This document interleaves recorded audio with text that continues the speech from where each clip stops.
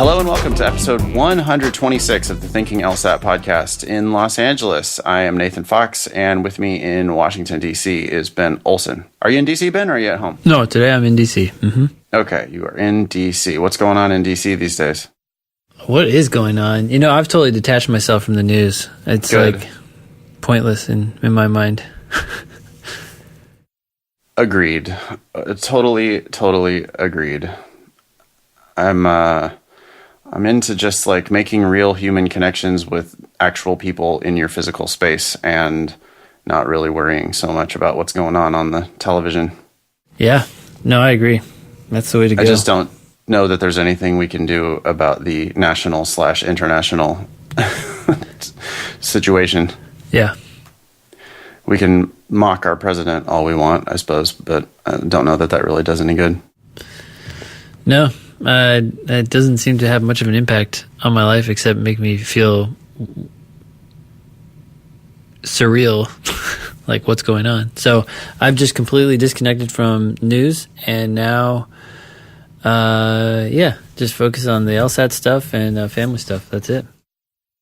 Yeah, take care of the things that you can actually control and not worry about all the shit you can't. Yeah. That's probably a good plan. Today on the show, we are going to answer a whole bunch of listener emails. We have updates and questions as usual. Any big news in the LSAT? Well, we're used to like news items now. Yeah. I guess nothing big breaking this last week, huh? No, I mean, we already talked about the July LSAT, right? Last time, I assume? Yep. Okay. Yeah, well, listeners who missed an episode probably would like to know. That's a good point. They announced the LSAC announced a new test date, and so we have an additional option for taking the test this summer, and I'll give you the date, a brand new date announced on Monday, July 23rd. There will be an LSAT happening.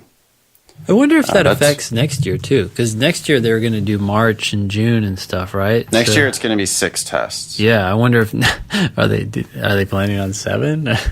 No, they just threw it in today. You know, it's weird. I think they might have realized. Remember when they announced how there were going to be 6 tests this cycle? No, I don't remember that. Is that what they said? Oh, when they announced that they were expanding the number of tests, they like bizarrely announced that it was happening like in this admission cycle, and they like weirdly started the calendar in June and then counted 6 tests through the end of the following cycle or something, and they were trying to say it was 6 tests in the 2018 admission cycle, which it's absolutely not, because there were only 4 on the calendar at the time still for 2018. Mm-hmm, mm-hmm. And so they might have realized what they did, and they decided to tack on another one this summer. And then, it's moving to 5 next year. But the benefits for students are real. I got an email from a dude who is studying abroad, and he was going to be in, I forget exactly. I want to say he was thinking about taking the LSAT in Rome so that he could take the June test. Yeah.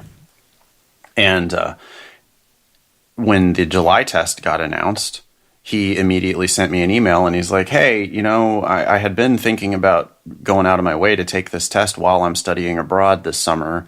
I was going to take it in Rome, but now that they announced this July test, what do you think about me? Because it was going to be a big hassle for me maybe he was like not in Italy. He was going to just have to go to Rome in order to take the test. And he's like, hey, what do you think if I instead just take the July one? And I'm like, yeah. That makes a lot of sense. Yeah. So that's cool that it's a lot friendlier to students, that they're going to be able to just have more options and more flexibility. So if you've got a wedding or you've got a trip or whatever things are in your way, now you've got more options to take the test. Mm-hmm. So that's good news. Yeah. What is this all y'all that you throw here at the top of the agenda? Oh yeah. So, Chloe, who is working here, LSAT tutoring and so forth, she is from Texas, and she was saying that when she says y'all, it means 2 or 3 people, and all y'all is like 4 or more, or just like a larger number of people. And since we've talked about y'all on the podcast before, I thought, oh wow, like I kind of like the sound of all y'all. Yeah, all y'all is pretty great. I like it. Yeah. And there's a little nuance and meaning there apparently. So we can. Y'all can come with me if you want. Actually, all y'all can come with me if you want. That's cool. All right, I like that. Yeah, there needs to be more y'alls in the world, I think. Yeah, for sure. Alrighty, we have a follow-up update here for Wicked. Everybody's going to get annoyed with hearing Wicked's updates because they're all so good. Remember, Wicked is a 179 LSAT, right? And a 3.9 or something like that GPA, something crazy. Yeah. Addendum, I got accepted to Columbia with a half tuition scholarship and to Michigan with a full tuition scholarship and a stipend. Note that the latter is the school to which I sent an essay, which was specifically for the scholarship that I ended up getting, with 2 typos. These are exciting and forgiving times. We mentioned, we read her email where she was panicked about the typos that she had put in her scholarship essay. And there are 2 typos in the same essay, and nonetheless, she's getting a full tuition and stipend from Michigan. Yeah. That's because she has a 179 and a 3.9 and is just an excellent candidate in all other ways. So, plus, if you're worried about 2 typos, that means you've probably worried about the more substantive things that really matter in your essays, right? Well, and you also caught the 20 other typos. The people who look at their thing and think it's perfect, they're the ones that aren't seeing the 15 typos that are just right there sitting in it. Yeah. So she caught the 2 typos because she caught the other 30 that she already got rid of. Yeah. Yeah. Yeah, she's an excellent candidate, and things are going to work out very well for her. So congratulations. Yeah. Congrats, Wicked. This next email. Yeah. What are you laughing about? It's funny. Oh, the next email? Yes, the fact that this next email even exists is funny. Yeah. So it says, inspired by episode 122, I've written a letter to the LSAT. This is not to LSAC, not to the council, but to the test itself, an inanimate object. I think it helped me reduce some stress. So I think in 122 we were talking about, expository writing? No, not expository writing. Or just like writing what? What was that kind of writing called? Where you just say how you're feeling or whatever. Oh, yeah. Exploratory writing. Maybe I feel like it started with E, but whatever it was, you sit down and you write about your feelings about the test that you're about to take. Expressive. Yeah. You write expressively about the way you feel about the LSAT, because someone said that there had been some reduction of anxiety and score gains from people writing out their thoughts and feelings. Yeah. So that's what Kyle does. So this is what Kyle writes. He writes, Dear LSAT, this relationship has been rocky. I have mixed feelings about you. First, what I love about you. You've pushed me to improve my critical thinking. You've always evaluated me fairly, and you have never coddled me or told me I'll magically improve without working hard. You tell me where the problems are, but let me figure out how to fix them. You let me improve the kind of thinking I'll need as a lawyer. Lastly, you will tell admissions officers guarding elite schools your honest appraisal of my ability to do well in law school. I love you for your honesty and unassailable integrity. However, you give me arbitrary amounts of time to figure out your games. You give me more clues than others have been with to solve your games, but not as much time. Sometimes I don't others I've been with. Oh, I've been... Give me more clues than others I've been with to solve your games, but not as much time. Yeah, that's pretty good.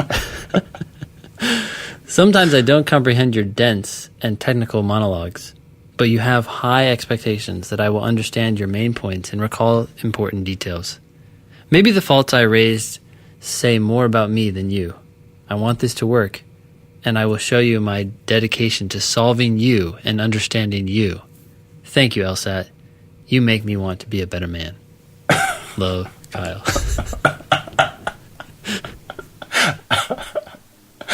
I think it's excellent. He is demonstrating a lot of. I think it's a little bit insightful, especially the bit at the very beginning. I like the "You have never coddled me or told me I'll magically improve without working hard." Yeah, that seems, it shows that he's got a little bit of insight. Like he's acknowledging that it's him, not the test. That it's him. Mm-hmm. Like that you can figure it out and that you can understand it and that it does make perfect sense. Mm-hmm. And that you don't. Coddling is not really helpful when it comes to the LSAT, I think. Yeah. As a teacher, I sometimes catch some heat for not coddling people. Sometimes people want to be coddled more than I am really willing to coddle them. Mm-hmm. But I think they need to be like shaken out of this relativistic mindset where it's right because you decide it's right, like you think it's right. This is my opinion. Mm-hmm. The LSAT is just not a test of opinion or like values. Yeah. It's not about what you think. It's about logic and reason and what's on the page and figuring it out, like reading it and actually understanding it and figuring it out. And so, yeah, Kyle is feeling that he's been roughed up a little bit by the test, but he seems like he's realizing that he can improve his critical thinking. Yeah. And he knows that hard work is going to help him improve. So, yeah, I like it. It's beautiful. He also says, "You've always evaluated me fairly." Yeah. And a lot of people, they don't like questions on the LSAT. They think that they're unfair or, subjective. Something that the test writer might think is right, but not necessarily other people. But when you really dig into their concerns, they end up agreeing that the test has given them the best answer, even if it's not a perfect one. Right. And also if you put, 100 LSAT experts in the room, 98 of them are going to arrive at the same answer. Mm-hmm. And so it is the best answer. I mean, that's an objective measure, right? Of what the best answer is. If the vast majority of the people who are good at the test have an agreement. Yeah. That's not just like one person's subjective opinion. That's the opinion of everyone in the room on the whole by far. Mm-hmm. So anyway, thank you, Kyle, for sharing your expressive writing. Thank you for sharing your love letter to the LSAT. Let's see. Ravinder, follow-up email from Ravinder. So this is from a previous email listener. Thanks for the reply. That sounds like a pain in the ass to get the licensing. Oh, yeah, that's why we can't talk about real LSAT questions on the podcast. Yep. Because of the LSAT licensing issue. You guys are way too modest about the free stuff you provide online. I have started using Ben's score tracker, and it is great. It helps keep my scores organized, and the explanations are helpful. I recently listened to the last episode, 123, where you guys discussed Splitty, or Spliffy? No, it's not Spliffy, it's Splitty. The thing is, I did not hear the writer mention that the articles he was publishing were peer-reviewed by other scientists or published in a reputable scientific journal. Two very important factors. Anyone can publish an article for a fee in a non-reputable journal. Below is a short NPR article you can read and get the idea. It's actually pretty funny, and the article will make you think twice next time you hear someone reference a study that was done. And then we have a link. We'll put this link in the show notes. But since we got this email from Ravinder, we've actually seen Splitty's resume. Yeah. What did you think about that? It was overwhelming, honestly. Yeah. Yeah. I kind of had the same reaction that we had on the show. I was like, what? It looks like equally fake once you see it, except for the fact that it exists makes me think it's not fake. But then when you start reading it, it's just like, how is it even possible that this could have? I don't know. It seems impossible. Does Splitty even sleep? Like all the articles that he contributed to or wrote were alone. It seemed enormously time consuming. I don't know. Like maybe he's just contributing like a paragraph or something. One thought on the issue. I don't know. There's, people with really impressive resumes are really impressive. They have really impressive shit, right? There's like astronauts who are also concert pianists. Yeah. And there are people who achieve greater things than us mere mortals could possibly imagine. Yeah. Elon Musk is just like blasting cars into space just because he can. It's true. Yeah. Simultaneously landing rockets next to each other because he can. Rocket ballet. I mean, I don't know. Badasses are badass. I don't know what to tell you. Yeah, I just saw a commercial and I was having a little trouble kind of getting my mind wrapped around it now that it's that hard. But have you seen this ad that he's like selling flamethrowers now? Oh, he sold them out already. No, I don't watch TV, but or YouTube. I never see advertisements, thank God. But I do follow him on Twitter, and so he was sort of like tweeting the updates on how many flamethrowers he had sold. But no, he sold like thousands of them. So I'm still just like, what's the point of a flamethrower other than? It's for the Boring Company. The Boring Company is one of his businesses. That's the one that's like digging tunnels underneath cities and stuff. To make his little Hyperloop or whatever. To put the like sled so I can go to a parking garage looking structure, go down an elevator, drive my car onto a sled, and then just get blasted at 100 miles an hour underneath the city of Los Angeles and emerge downtown 10 minutes from now. Good job, Elon. That is very nice. Yeah, the Boring Company. He sold a bunch of hats. They said like Boring Company on them. Mm-hmm. And then they decided to also sell flamethrowers that say the Boring Company. I think it's because he can. It's because people want to buy a flamethrower from Elon Musk that says the Boring Company on it. I'm just waiting for someone to like, some sort of accident with that. Like it just seems dangerous. Well, that's the point. He's got people talking about him. He's a marketing impresario, as well as a genius who solves Australia's like power crisis or whatever the hell that whole story was. That was like insane. Did you read that thing he did? No. Oh, he just like took some contract to build some insane power bank in Perth, Australia, which is like out in the middle of fucking nowhere. It's just like the wrong side of Australia, middle of nowhere. And I think it was in Perth. I don't know. I'm making things up now, but he basically took a contract where if he didn't get the whole thing done in 30 days, there was going to be no fee associated with it at all. Mm-hmm. And it was just like this impossible task. And they just did it.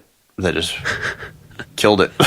just completely destroyed. Wow. Did exactly what they said they were going to do in less time than they promised. And yeah, he's a very capable guy. Yeah. You might want to keep an eye on him. He's going places. He's going places, yeah. Not quite there yet, but he's going places, like literally going to Mars. Yeah. He's going to like get in a rocket and fly himself to Mars is what's going to happen because he can. Yeah. Along with Splitty. So. Yeah, right. Exactly. Yeah. Okay. Should we move on? Sure. So the next one, Ben and Nathan, first off, thank you for the material you guys are providing. Since January 2018, for the last month, I have started listening to your podcast, the Thinking LSAT podcast. It's a great resource to listen to when I cannot be in front of my laptop or have LSAT material readily open at work. Yet another person who studies the LSAT at work. Yep. Currently, I have been working through Ben's strategy prep free course. I finished the June 2007 LSAT and got a disconcerting score of 141. See below for more information on my score. Yet I'm moving forward with my studies, canning the Kaplan LSAT study guide, and moving forward with the resources you guys provide. More likely, once I have finished your free material, I will be opting to gather some money to access your courses. At the moment, I have noticed in Ben's videos, LR section, that he will mention or ask the students what type of answers, strong, weak, or null, we, the test takers, should be looking for. I don't think I've ever used the word null before. Sorry for the pause there. I'm wondering if you could point me in the direction of that video or lesson. Hope you can help. Thank you again for everything. Michael. So, yeah, Michael, thanks for using the online tool, free course. That's great. I would just say that focusing on whether the answer choices tend to be strong or weak is something to be aware of, but it's really far less important than just really understanding the passage and trying to predict what kind of answer you want to predict the answer. That's it. Yep. I do it on the last day. Well, I do it when I formally present one of the question types. One of the things I will talk about is whether it is sort of in the strong answer camp or the weak answer camp. Yep. And on the last day of class, I put it up on the whiteboard like, hey, here's all the strong answer types and here's all the weak answer types. Yeah. But that is never my first line of attack. This is the kind of thing that you do when you've narrowed it down to two and you really can't tell the difference between the two on the merits. Mm-hmm. And if you can't figure out a way to lean one way or the other, if it's a must be true question, you could lean toward a more weakly stated answer because it's easier to prove something weakly stated. If it's like a strengthened question or a weakened question, where it's asking you to change the argument, you lean toward a stronger answer because a stronger answer is going to change the argument more. Yeah. So which one fine, if true, answer choices tend to be stronger, right? Because they do more to strengthen or weaken or whatever. Right. Yeah. Whereas the top-down question type, like must be true, flaw, strategy of argumentation, all the ones that are asking you to describe what's in the argument, mm-hmm. which one of the, if the above statements are true, which one of the following statements must be true? Mm-hmm. A must be true question. It's a lot easier to prove something weakly stated, so you would look for a weaker answer there. Yeah. But students tend to make too much of this, right? And here we got Michael, who's like at the beginning of his prep, who's scoring a 141. And he's wanting to get to this like sort of gimmicky thing of strong versus weak. Yeah, it sounds like this is sort of my fault because I ask about it at the beginning of an explanation. I'm really just tapping in to see if they know the implications of the question type, but it's secondary to the content. Yeah. I fall into that trap too sometimes. Yeah, I'll be like, well, what are we looking for on this type of question? And it's because I want to do some instruction about the question type. Yeah, but I don't want to. Yeah, I think sometimes students falsely get the impression that that's the first thing I'm thinking about on that question type, and it's certainly not the case. It's one of the things, and it's a secondary or tertiary consideration, not the first thing. Yeah. So, Michael, you've got other stuff to worry about before this becomes a huge issue. Remember that it's like after you've attacked the argument, after you've understood the question, after you've made a prediction, after you've looked at the answer choices, then start thinking, well, do I want a strong or a weak answer? Mm-hmm. Yeah. Cool. Thanks for writing, Michael, and good luck going forward. Hope you find our courses useful. So. Yeah.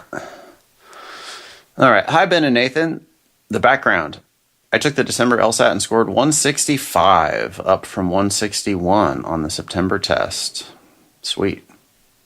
I have a 3.78, and I'm about 10 years out of school. I only mention that because I've heard law schools may then see the LSAT as a better indication of my abilities.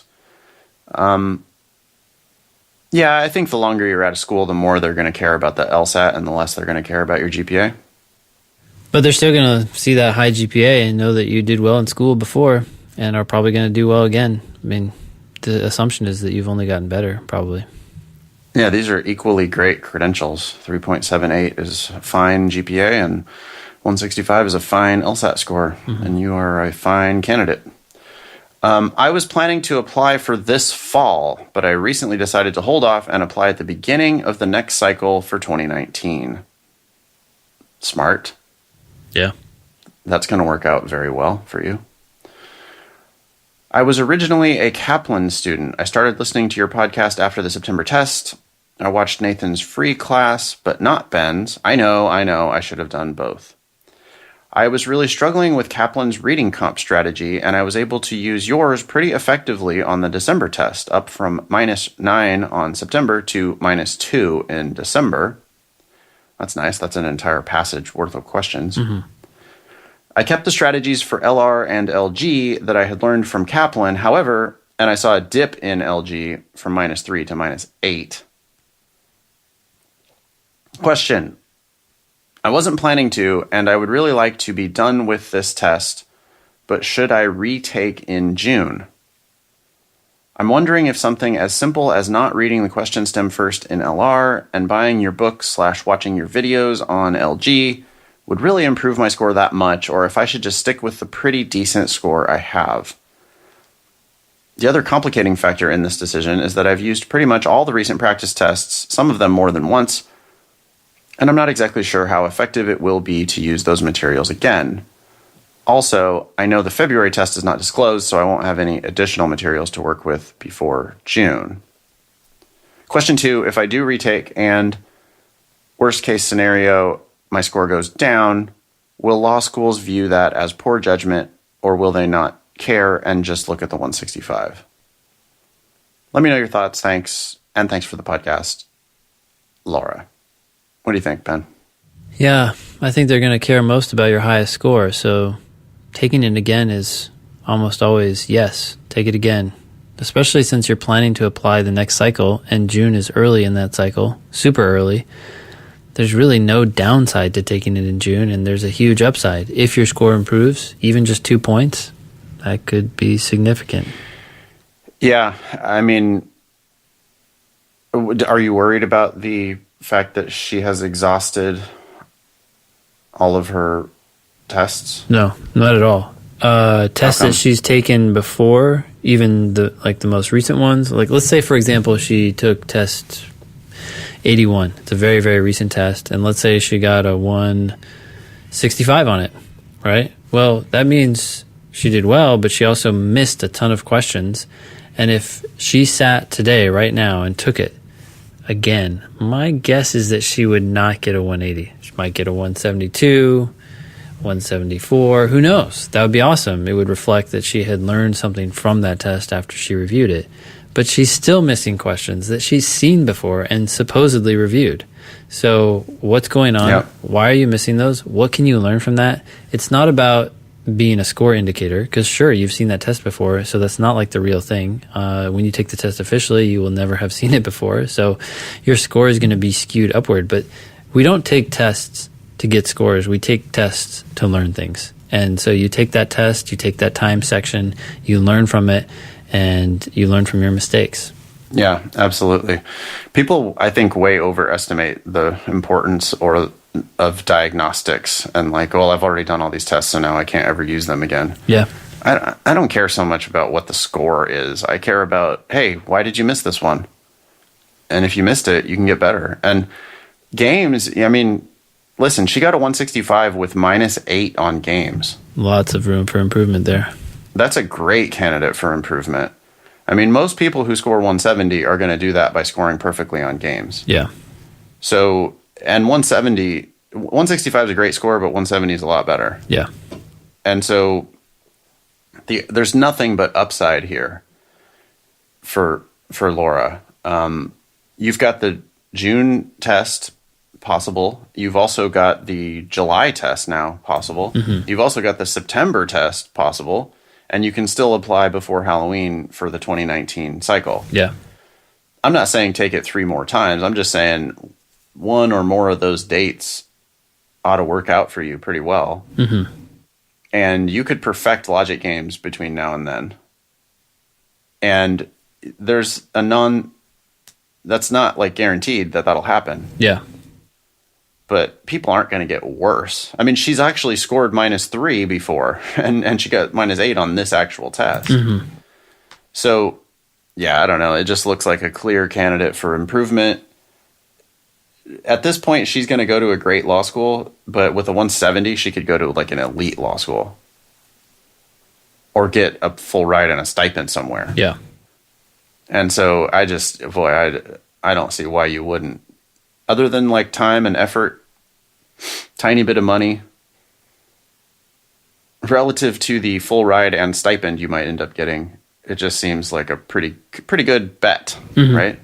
It's like an investment that you make in yourself, and it's like, well, it doesn't like not guaranteed to pay off, but if I devote 50 hours or 100 hours worth of studying and some money for the materials or instruction and some time to take the test, and I end up getting 5 more LSAT points, I mean, that's just worth like $50,000, $100,000. Yeah. So, yeah, by all means, Laura, go ahead and do it. Cool. Thanks for writing. The next one. Greetings, Ben, Nathan. 1. How do people usually contribute money to the podcast? Well, that's a great way to start an email.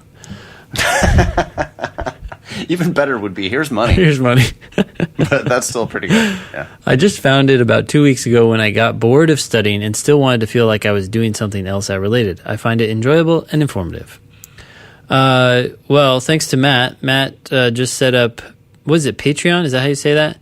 I always have wanted to say Patreon. Patreon, okay. No, but it's probably Patreon because it's like patron. Yeah. It's probably Patreon. Yeah. Okay. So he set up a Patreon account for us. It's Patreon, patreon.com/Thinking LSAT. If you go there, you can start donating to the podcast. Let's see here. We have different categories, actually. You could donate $1 a month all the way up to $50 a month, depending on your level of insanity.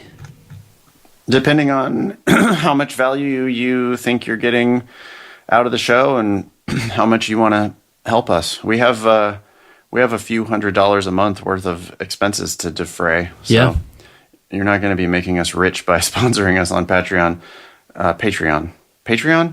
I don't know. Anyway, we really appreciate all the support. And so since you're asking, that we gave you a way to do it. Yeah. Number 2. I am in somewhat of a weird situation. I'm a junior in undergrad in an accelerated graduation program for pre-law students. Ooh. Okay. I just have a sort of a gut reaction to anything that's sort of pre-law oriented.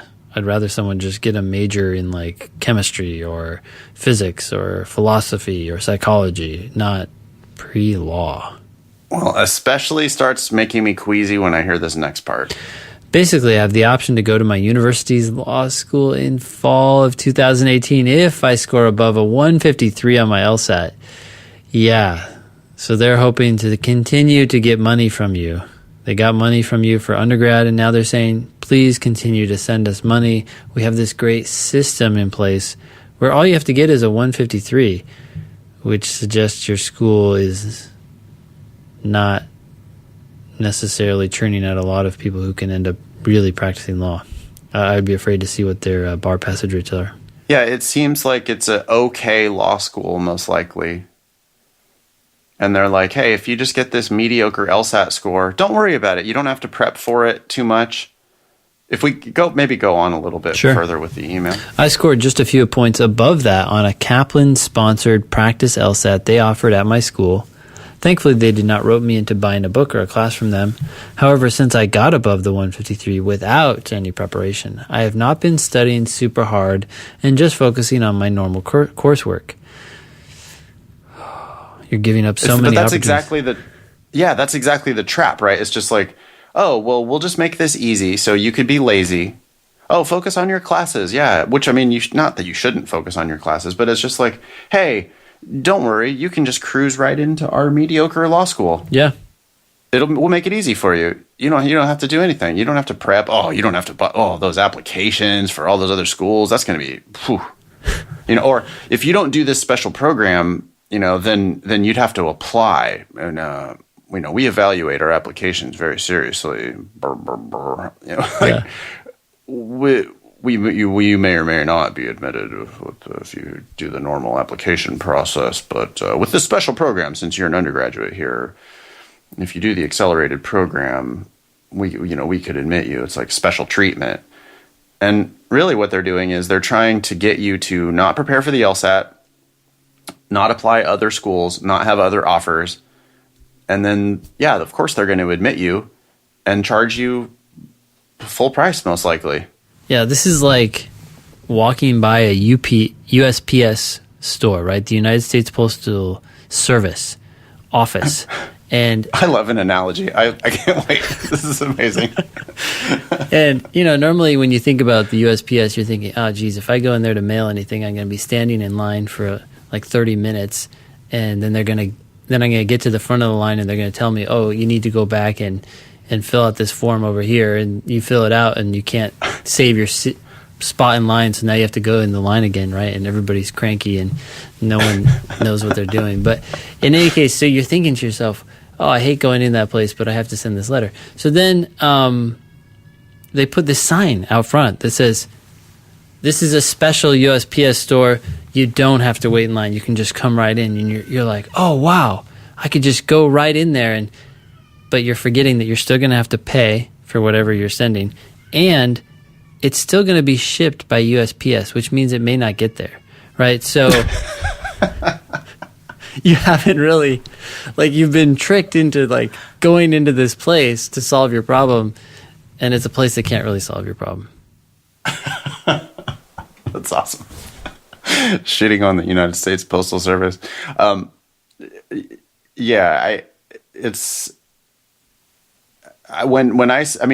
the truth is that he says he scored a few points higher. So I'm guessing a 156. Yeah.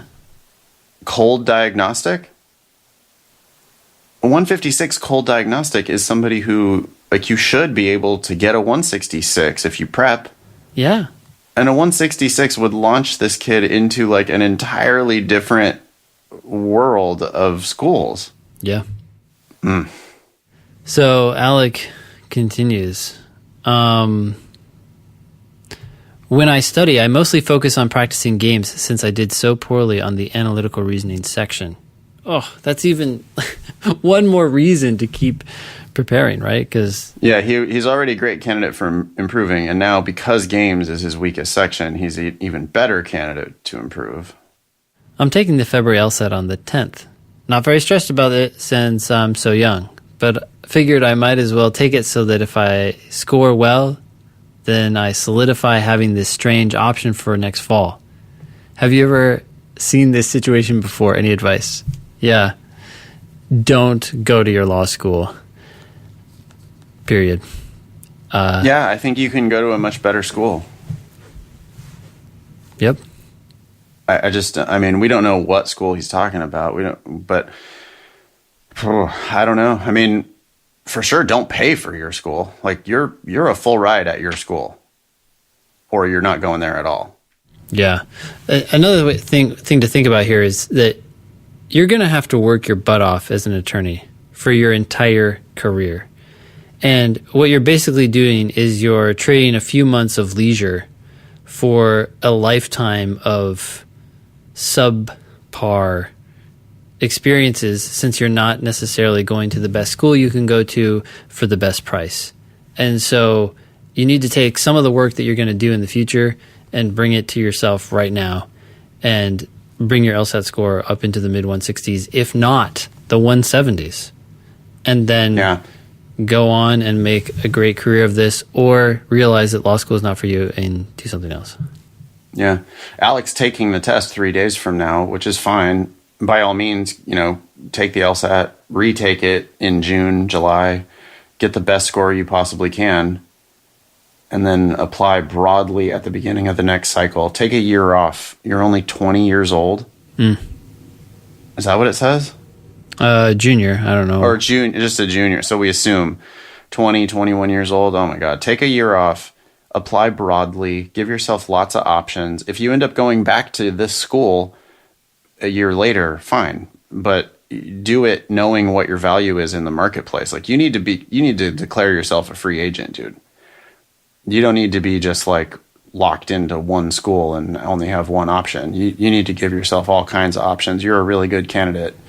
And they're trying to poach. I mean, I understand their motivation, right? Yeah. Well, Alec's a great candidate. Sure. They want to get him to go to their school. And they also want him to ideally pay them to go there. And a good way to get him to pay them to go there is to just like, hey, we got this special program. You can sneak right in. You don't even have to prepare. Like, just get a 153. Come on in. Yeah. And meanwhile, they're in the back room, like rubbing their hands together with glee. Yeah. About their steal that they got. Yeah. Cool. Alec continues, I know I have lots to consider. Tuition, scholarship, post-law school plans. Post-law school, I plan on practicing criminal defense. Okay. It has been something I have been interested in since early high school. I am going to bet lots of money, Alec, that might change once you go to law school. Currently, I am working at the public defender's office. Wow, okay. Helping build relationships between attorneys and the defendants, and I find it very fulfilling. Maybe not. I stand corrected. Alec seems to know more about this than I thought. I assumed it was just some sort of early high school impression of criminal defense. But maybe he really knows what he's doing. Yeah, I mean, there are rare people who know what they want to do with their life in high school, and actually that turns out to be the thing they want to do. Yeah. Most people don't. Most people change. Most people reinvent themselves like over and over and over again as they age. Yep. So you need to be planning for, 40-year-old Alec is going to look back at 20-year-old Alec, and you wouldn't even recognize each other on the street. Yeah. So you want to, I mean, a career in public service is awesome. I mean, I could see being a public defender and having that be a very fulfilling career. But they do not make a ton of money, and you do not want to borrow a shit ton of money in order to pursue this career. Like you want, and don't let them bullshit you with all the public interest, loan repayment, loan forgiveness, all that shit. That's so speculative, whether those programs are even going to exist. You need to just not sign your name on the dotted line in the first place. Alec, you're very clear, like you should be going to law school for free. Yeah. So just go to law school for free. And that means get a great LSAT score, apply broadly. You can probably go to a better law school than your university's law school. You can probably go to a better law school for free. Yeah, for free. Yeah. Don't pay for law school. Next one. Yeah. Dear Nathan and Ben, you helped me convince my dad to reconsider his mandate that my brother and I go to law school. Whoa. A mandate. It's not the first time anyone has convinced a dad of anything. My dad always wanted me and my brother to go to law school. And my dad is not a lawyer. He just loves Better Call Saul and wants his kids to be, quote, successful so that he can gloat at his golf games. Wow. That sounds a lot like my parents. They were super proud of me when I was talking about going to law school. Yeah. And when I went to law school, they thought that was awesome. Little did they know that I would definitely not turn out to be a lawyer. Now they're not proud of me again. The balance in the universe has been restored. Yeah. Now we're back to the all is right. All is right with the world. They consider me to be like a washout, I'm sure. After unwrapping 14 shirts from the top 14 law schools for Christmas, I knew I had to talk to my dad about this law school mandate.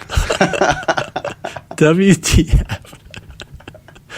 What a huge waste of money. Yeah. To buy $25 t-shirt, $30 t-shirt from each of these 14 law schools when you're only going to go to one of them anyway. Yeah. What the hell are you going to do with all these stupid t-shirts? Oh boy. I knew I had to talk to my dad about the law school mandate. Armed with Thinking LSAT knowledge and valuable insights from Anne Levine's books, I made my case against going to law school. I wasn't sure I thoroughly convinced them at first. Just this week, though, my brother told me he withdrew from the February test. He is going to be with his wife in Mongolia and teach English in Japan.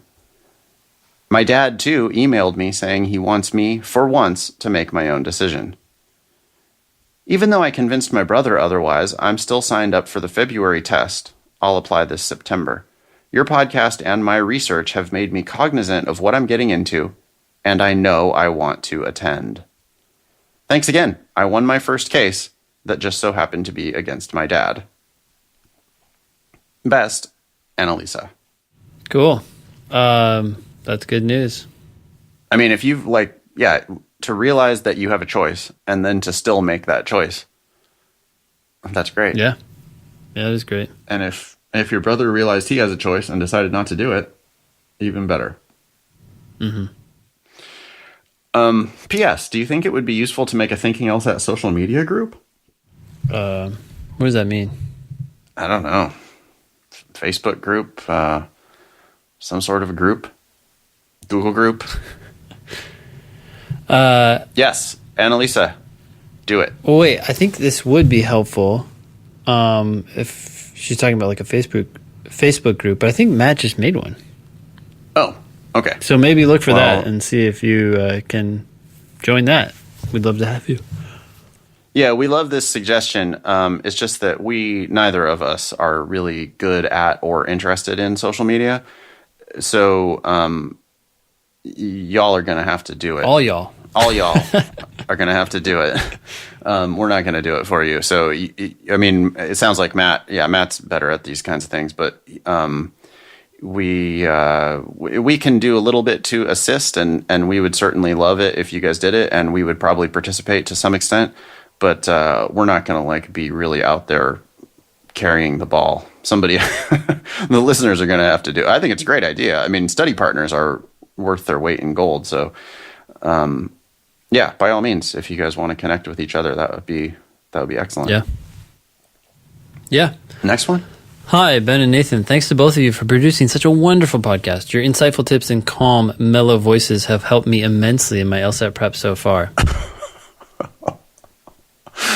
Okay. This is almost up there with what was that one? The Dear Kind Sirs.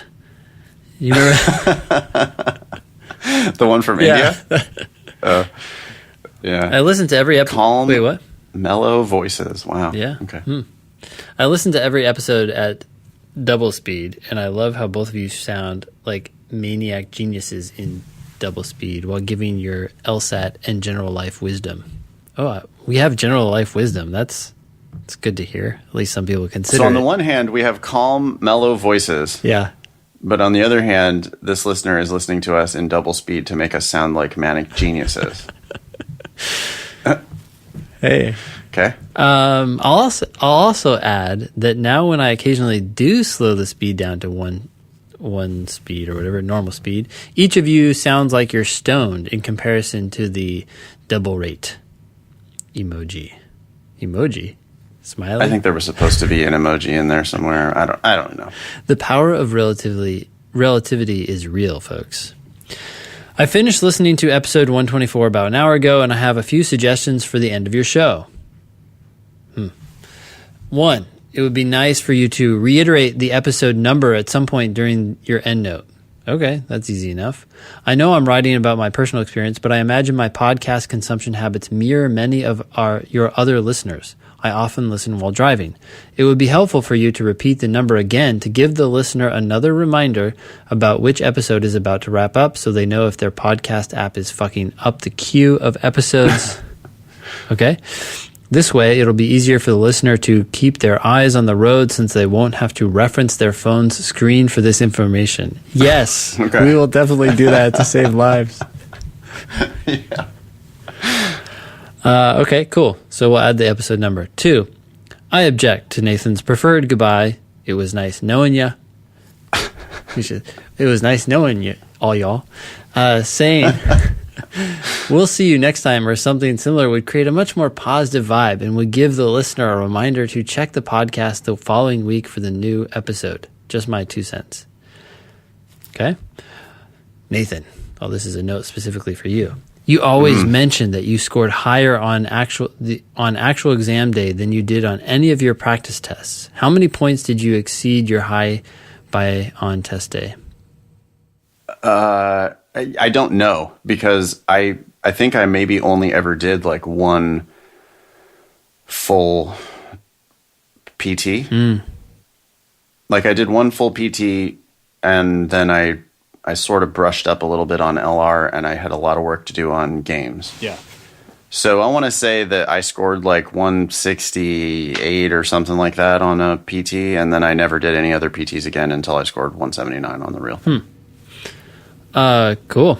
So this correspondent continues. That is mighty impressive.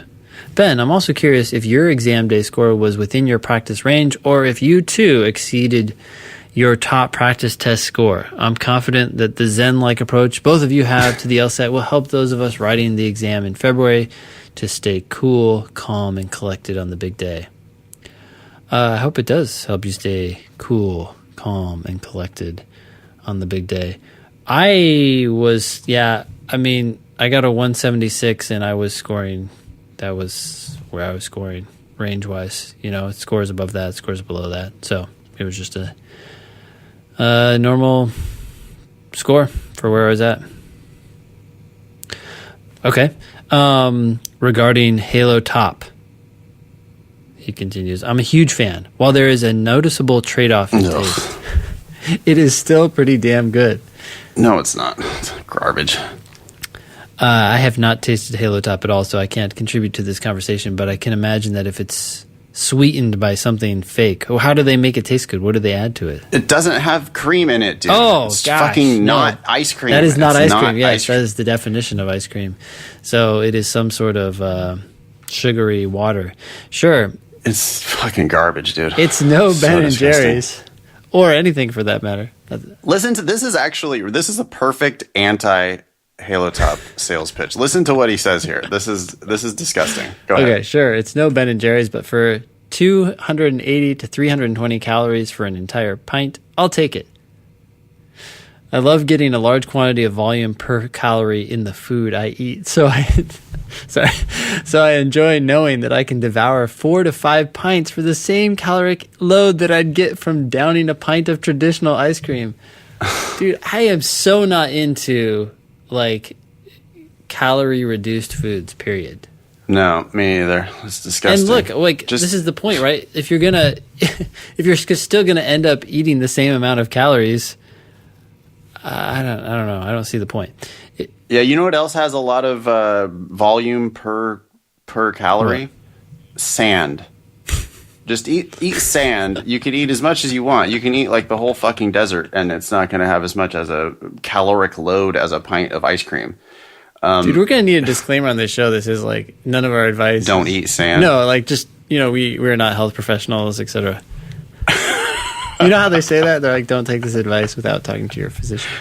Anyways, yeah, that's a good point. Eat sand. Mm-hmm. Do you ever do that? I would. That and eating Halo Top are about the same. Okay. So, yeah. Yeah. Good. So if you're looking for another healthy ice cream variant to try, I recommend picking up any flavor of Enlightened ice cream, one of Halo Top's primary competitors. Oh, Dude, ice cream is not supposed to be fucking healthy. I'm not looking to eat healthy ice cream.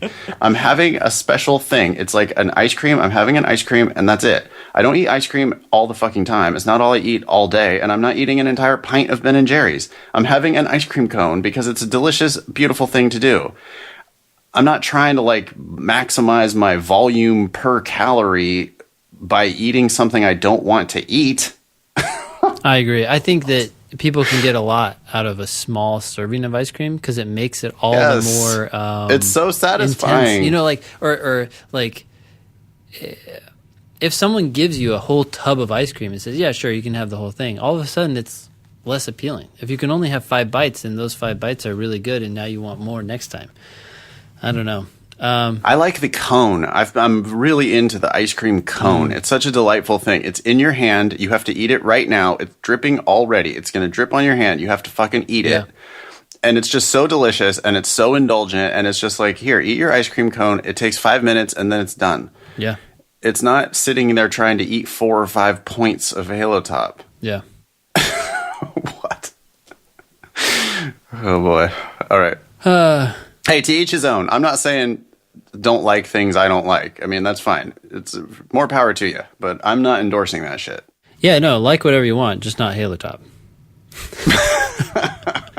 Like whatever you want. It's disgusting to me. You need to take off the to me part. It's disgusting.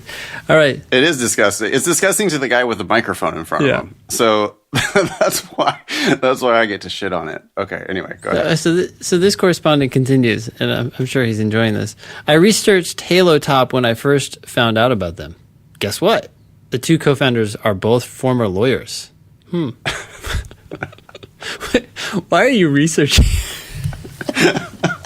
It's either good or it's not good. Anyways, sorry, I don't research my foods. They met in LA while playing in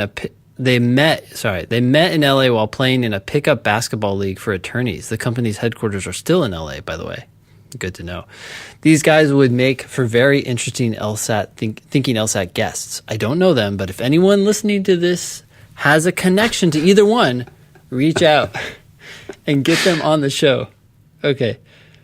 Dude, you've researched Halo Top. You know who they are. You should just tweet them or something. Both had been practicing corporate law for several years and neither felt fulfilled. So they decided to make some healthy ice cream. Like, it's not healthy. It's just... Yeah, it's 100% not healthy. It's supposed to be a treat. The fact that it's low calorie, it's just sugar. It's sugar water. It's not a healthy treat. And it's not ice cream. It's none of this. So, dude, they should not be allowed to sell it in a pint-shaped thing like it's ice cream. They sell it, it's like right next to. It's right next to the ice cream. It's like a hazard. They should put a warning. There should be like a warning sign. It should be in a separate section of the different store. Yeah. It should not be even in the same, it shouldn't be sold in the same store as ice cream. It should have a Surgeon General warning on the side of it. Yes. And something from California, because California has banned everything. And it should say, Surgeon General's warning, eating this stuff will make you sad. That's what it should say. And it's not ice cream. So you're you're deluding expecting yourself. to eat ice cream. This is not ice cream. Whereas ice cream will make you happy, this shit will make you sad. Okay. Anyways, how lawyerly of them. Wait, they decided to make some healthy ice cream. How lawyerly of them. That's lawyerly? Maybe that's sarcasm. Yeah. Sarcasm. Here's a link to a piece on the company. How LA's Halo Top became America's best-selling ice cream pint. It's not ice cream. It's not ice cream. Okay, so anyways, that's by Ronald White, if you're curious. The other thing here is, this is what I was thinking, actually. By calling it healthy ice cream, it's kind of like saying that you're saving money by getting a half scholarship. Right? You're not saving money. You're actually spending, $20,000 a year. Yeah, absolutely. 100%. All right. So what's going on? This still is going on about Halo Top. Well, that was just the link and like the subtitle or something. So that we can don't worry about that stuff. Lastly, this email is going to end eventually. You'll notice that I used they instead of the formal he or she when using singular pronouns in my writing. Wait, you were talking about two founders, so of course you're going to use they. And I don't remember any other time when you were talking about he or she, but we'll continue here. I normally use the, quote, correct, close quote, versions in writing, but I thought this would be a great time to introduce a lively discussion on the show. Oh, yeah, this is good. Oh, it'll be lively. Trust me, it's going to get worse, because I actually have a stronger opinion about this than Halo Top. Given the recent trend of alternative gender pronouns entering mainstream consciousness, why don't we just make the singular they a thing in formal English? I recall personally having to use they incorrectly as an elementary school student. Oh, wait, sorry. I recall personally having used they incorrectly as an elementary school student. and I feel that many, if not most, Americans use it in some capacity in their verbal communication instead of he or she. I bring these examples up because I think this behavior sheds light into how natural using they in the singular can be for many people. Here are my reasons for why we should adopt a singular they in formal English. Okay, we'll let you give your reasons, but I can guarantee you that both of us are going to disagree with them. So let's hear it out. You get the first word. A, it makes for less awkward and offensive writing.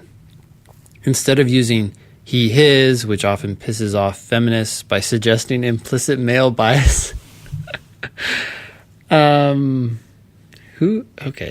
He or she, which is cumbersome, or her, which does nothing more than swing the pendulum of gender favoritism into the female camp. They, the word they, would remove the awkwardness that favoring, or desperately trying not to favor, a particular gender creates in formal writing. Do you have anything to say about that? It's so gross. It's vague. It is vague. It's not. It takes out the vividness of the writing. If you don't know the gender, or if you don't care about the gender, then why don't you just use he sometimes and she sometimes? Exactly. That's what I do all the time, and it's great when you're... That's what I do too. When you're talking about two people or more, it's so perfect because you can use the he or she back and forth, and you don't have to clarify which individual you're referring to. Yes, and for reparations purposes, I try as best as possible when it's an astronaut or an engineer or something, I try to use she. And when it's a teacher or a nurse or something, I try to use he, just because that might be the opposite of what the implicit male bias would do. Sure.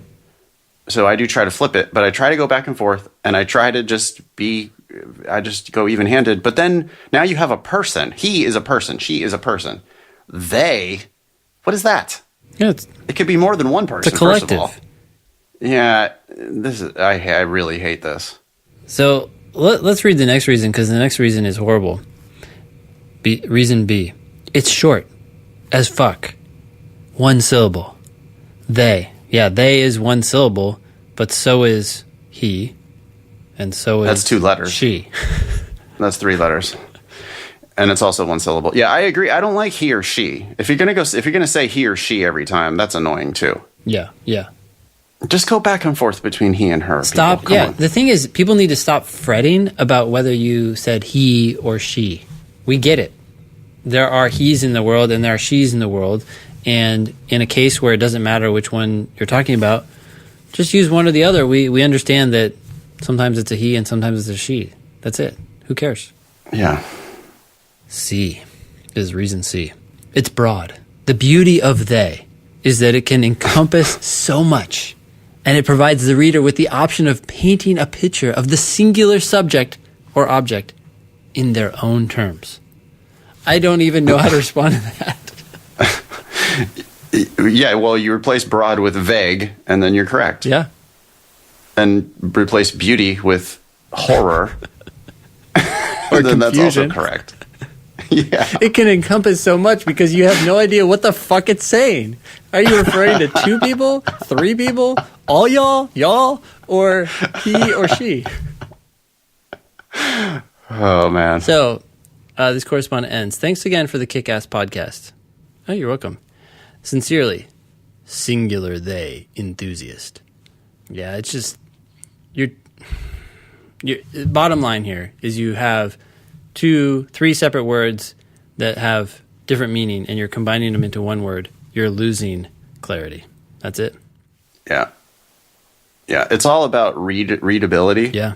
And they is going to be less readable. It's going to be less vivid. It's just not you're just not painting a picture. So please just use he or use she. You can use he all the time if you want. You can use she all the time if you want. I don't give a shit. Or go back and forth. That's what I do. Yeah. But please don't do they. It's just so gross. I don't know. Maybe I'm an old man, but it's just like mud. It's just doesn't. It's what I don't know. I'm struggling to describe how gross and boring it is. Yeah, I was thinking we could come up with a new word if people really want one. So instead of they, you could chop off the T at the beginning, and then you'd have hey. And then you could use hey. Yeah, I mean, there are people out there who do weird things like that. Pronoun choice is a big issue these days, and so there are people who don't like being referred to as he or she. Yeah. They have their own pronoun that they like to be referred to as, and sure, fine, I'll refer to you however you want me to refer to you. But when I'm writing and I'm talking about if I'm doing an explanation of an LSAT question, or if I don't happen to know the gender of someone and I need a pronoun to refer to them by, I am going to pick he or she arbitrarily and just, deal with it. Yeah. One thing to think about here is we just took y'all and we split it into all y'all and y'all so that we could have more nuance, right? You could really know what we're saying when we say all y'all. Right. And what you're trying to do is you're taking words and you're trying to put them together, so you're getting rid of clarity or nuance. I don't like it. Anyways, thanks for writing in. We obviously disagree with you on a couple important points here, Halo Top and they, but otherwise, keep listening. I'm going to make a sequel to the movie Idiocracy. Idiocracy is an excellent Mike Judge movie. Okay. Parody of our really stupid culture. And I'm going to make a sequel to Idiocracy where everybody eats Halo Top and says they all the time. That's like going to be the perfect. Those two things go together perfectly. Can you get me some Halo Top? Sure. Did they go get it? I need at least 4 or 5 pints of Halo Top for my dessert. You're just sitting there all fat and you're just like pounding down 5 pints of Halo Top and talking about how I can eat 5 pints of this and it has the same calories as 1 pint of Ben & Jerry's. I mean, this is such a better decision to make. Thanks again for writing in. Yeah, we appreciate your email so much. Thank you. No, but we really Yeah, we do. You know, it's all in good fun. Oh, man. Good times. Okay, next one, I guess. Boy, who are we going to shit on next? Dude, I don't know. Hey, guys. I might actually have to hop off. Oh, no. I'm sorry. That's okay. So, how... Oh, we can leave it there? If that's possible. Yeah, fine. Let's see. So, wait, what do we need to do to end? We need to say the episode number. Yes, this has been episode 126. Thanks, y'all, for listening. Thanks, all y'alls, for listening to episode 126 of the Thinking LSAT podcast. It's been nice knowing you. Don't pay for law school.